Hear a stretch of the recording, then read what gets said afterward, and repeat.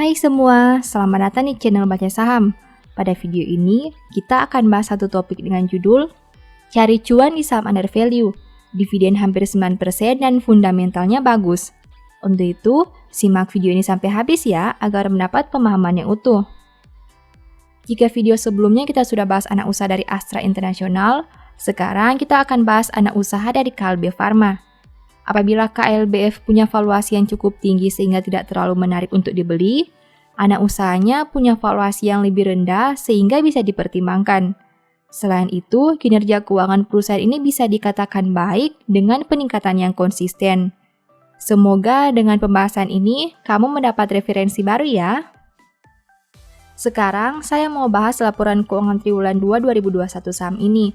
Berhubung laporan keuangan terbarunya sudah terbit, mari kita lihat perkembangan kinerjanya. Oh ya, di akhir video saya akan berikan kesimpulan dari analisa yang dilakukan. Untuk itu, nonton sampai selesai ya. Namun seperti biasa, pembahasan ini bersifat edukasi dan bukan rekomendasi. Kamu bisa saja rugi jika beli saham ini. Untuk itu, selalu berhati-hati sebelum membeli saham. Disclaimer on ya. PT Enseval Putra Mega Trading berdiri tahun 1973. Artinya, saat video ini dibuat, EPMT berusia sekitar 48 tahun. Perusahaan yang sudah berusia 48 tahun tentu sudah melewati berbagai tantangan. Jika EPMT berdiri tahun 1973, artinya perusahaan ini sudah melewati krisis tahun 1998, 2008, dan 2020. Salah satu ciri perusahaan bisa dipertimbangkan untuk dibeli adalah jika mereka bisa bertahan di segala kondisi ekonomi. Dan sejauh ini, EPMT bisa membuktikan hal ini. Oke, mari kita bahas laporan keuangan triwulan 2 2021 saham ini. Pertama, aset. EPMT punya aset 9,18 triliun di tahun 2021. Sedangkan di tahun 2020, asetnya berjumlah 9,21 triliun. Artinya, aset perusahaan ini turun 0,03 triliun atau 0,33% dalam satu tahun ini. Sekarang mari kita analisa lebih jauh.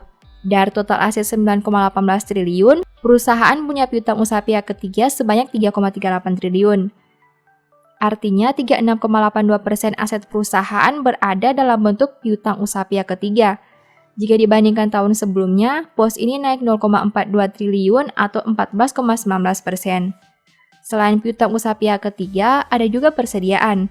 Dari total aset 9,18 triliun, perusahaan punya persediaan sebanyak 2,66 triliun.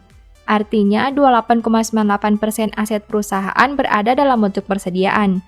Jika dibandingkan tahun sebelumnya, pos ini naik 0,35 triliun atau 15,15%. Kedua, liabilitas.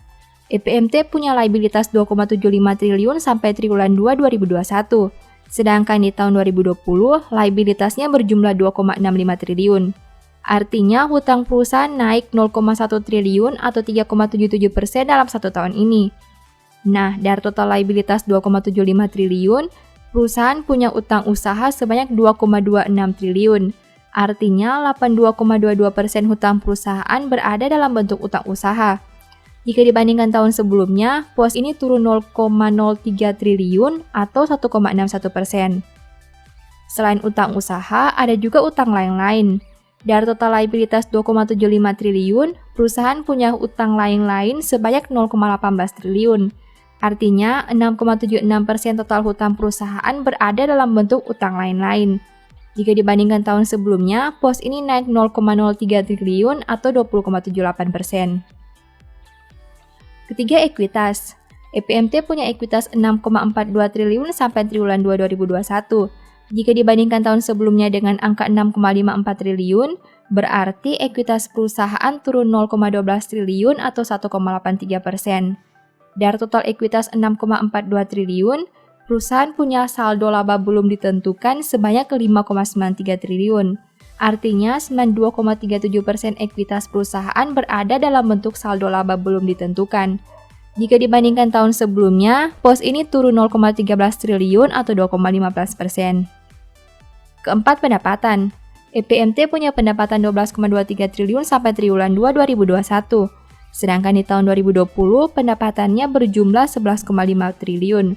Berarti pendapatan perusahaan naik 0,73 triliun atau 6,35% dalam satu tahun terakhir.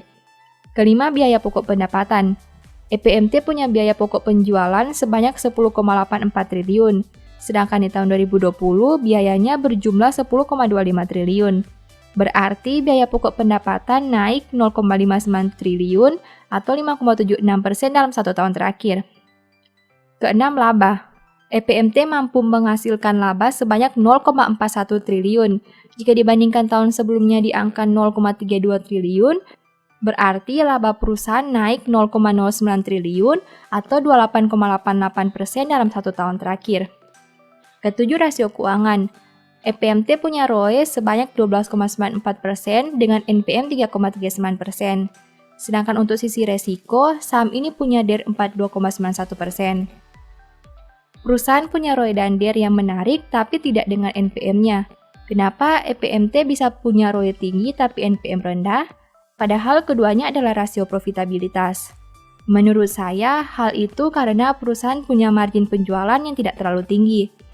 Hal itu membuat NPM-nya cukup rendah, meski saham ini menghasilkan kenaikan laba. Kedelapan, valuasi. Saham ini punya PER 7,47 kali dan PBV 0,97 kali. Valuasi perusahaan ini cukup menarik dengan PER di bawah 10 kali dan PBV di bawah 1 kali. Jika melihat KLBF yang merupakan induk usaha, tentu valuasi seperti ini sulit untuk ditemukan. Nah, dengan kinerja yang cukup baik, apakah kamu mulai tertarik dengan EPMT? Coba dipertimbangkan dari berbagai aspek dulu ya. Setelah melihat pembahasan tadi, ini beberapa kesimpulan dari video ini. Pertama, aset perusahaan memang didominasi oleh piutang usaha dan persediaan. Tapi penurunan aset di periode ini bukan disebabkan oleh dua hal tadi, melainkan karena saldo kas yang berkurang. Kedua, liabilitas EPMT naik karena terdapat utang bank dan utang lain-lain. Ketiga, ekuitas berkurang karena saldo yang belum ditentukan penggunaannya mengalami penurunan nilai. Keempat, laba bisa naik 0,09 triliun karena pendapatan tumbuh lebih besar dibandingkan beban pokok pendapatannya. Kelima, rasio ROE dan DER perusahaan memang bagus, tapi NPM-nya cukup rendah. Keenam, valuasi EPMT masih menarik dengan PER di bawah 10 kali dan PBV di bawah 1 kali. Demikian analisa singkat EPMT berdasarkan laporan keuangan triwulan 2 2021. Selalu ingat bahwa pembahasan ini hanya dari sudut pandang pribadi ya. Tidak ada jaminan pasti profit dan mungkin saja kamu bisa rugi jika beli saham ini. Sebagai informasi, EPMT merupakan salah satu saham yang dibahas di e-book Analysis Report triwulan 2 2021. Apabila kamu ingin analisa fundamental yang lebih dalam, beda laporan keuangan dan perkiraan harga beli dan jual, mungkin e-book ini bisa membantu. Untuk info pembelian, silakan WA ke nomor yang tercantum ya. Demikian informasi pada video ini, semoga bisa memberi manfaat kepada kamu semua ya. Oh iya, saya mau menyampaikan bahwa sekarang Baca Saham punya 3 e-book tentang saham yang mungkin saja bisa berguna bagi kamu, yaitu Strategi Nabung Saham, Analysis Report, dan The Stock Market. Berikut perbedaan antara 3 e-book tersebut. E-book Strategi Nabung Saham berfokus pada pembahasan teknik, money management, dan semua hal yang berhubungan dengan nabung saham. Poin intinya bisa dilihat pada tampilan berikut ini. E-book Analysis Report berfokus pada hasil analisa fundamental 12 saham pilihan berdasarkan laporan keuangan terbaru. Poin intinya bisa dilihat pada tampilan berikut ini. E-book The Stock Market berfokus pada panduan bagaimana menganalisa fundamental suatu perusahaan dan money management yang baik. Poin intinya bisa dilihat pada tampilan berikut ini.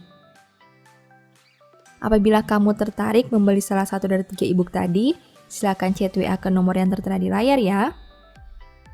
Ingat, hati-hati terhadap semua jenis penipuan yang mengatasnamakan baca saham. Baca Saham tidak pernah mengelola dana ataupun melakukan penjualan produk di luar Instagram, YouTube, dan Telegram resmi Baca Saham. Sebagai penutup, saya mau mengutip satu statement yang semoga bisa menjadi semangat bagi teman-teman. Orang yang kikir tergesa-gesa mengejar harta dan tidak mengetahui bahwa ia akan mengalami kekurangan. Thank you.